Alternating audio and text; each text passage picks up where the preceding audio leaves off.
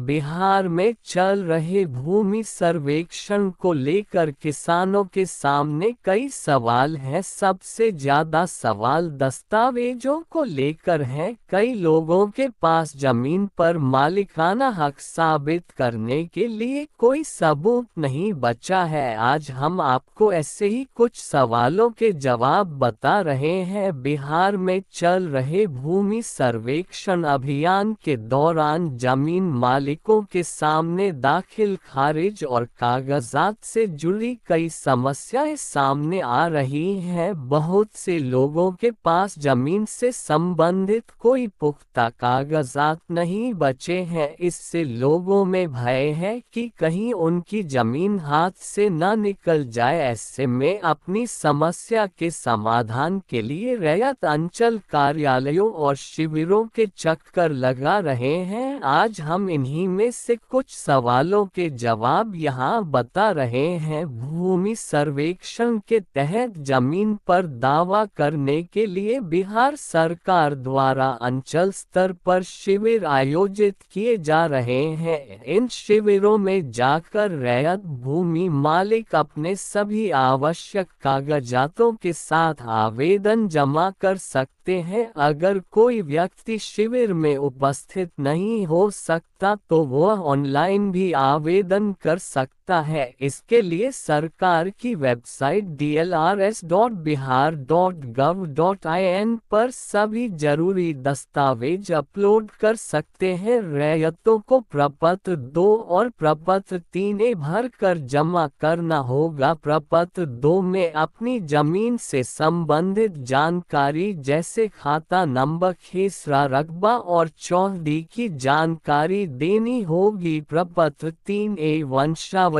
से संबंधित है, जिसमें उन लोगों को अपने पूर्वजों की जमीन का विवरण भरना होगा जिनकी जमीन विरासत में मिली है। ये फॉर्म ऑनलाइन भी डाउनलोड किया जा सकता है। रैयतों को प्रपत्र 2 और प्रपत्र 3 के साथ जमीन के कागजात जैसे खतियान, लगान की रसीद, आधार कार्ड और मोबाइल नंबर जमा करना होगा। जिनके पास कोई कागजात उपलब्ध नहीं है वे अभिलेखागार से अपनी जमीन के दस्तावेजों की नकल प्राप्त कर सकते हैं। यदि किसी व्यक्ति ने खुद जमीन खरीदी है तो उसे प्रपत्र 3 भरने की जरूरत नहीं है। साथ ही यह जरूरी नहीं है कि पहले भूमि का दाखिल खारिज कराया जाए। जमीन मालिक सर्वेक्षण के दौरान दाखिल खारिज के स्थान पर भूमि की रजिस्ट्री डीड जमा कर सकता है, जो जमीन का मालिकाना हक साबित करेगी। भूमि सर्वेक्षण के दौरान वंशावली बनवाने के लिए लोगों को पंचायत सचिव या सरपंच के पास जाने की आवश्यकता नहीं है। प्रपत्र 3 में वे खुद से अपनी वंशावली का विवरण भरकर हस्ताक्षर कर सकते हैं और इसे जमा कर सकते हैं। यदि जमीन का आपसी बंटवारा हुआ है तो उससे संबंधित कागजात जमा करने होंगे। मौखिक बंटवारा मान्य नहीं होगा और बिना स्टाम्प पेपर के हुए बंटवारे को वैध नहीं माना जाएगा। ऐसे में रैयतों को बंटवारे के पुख्ता कागजात जमा करना जरूरी है।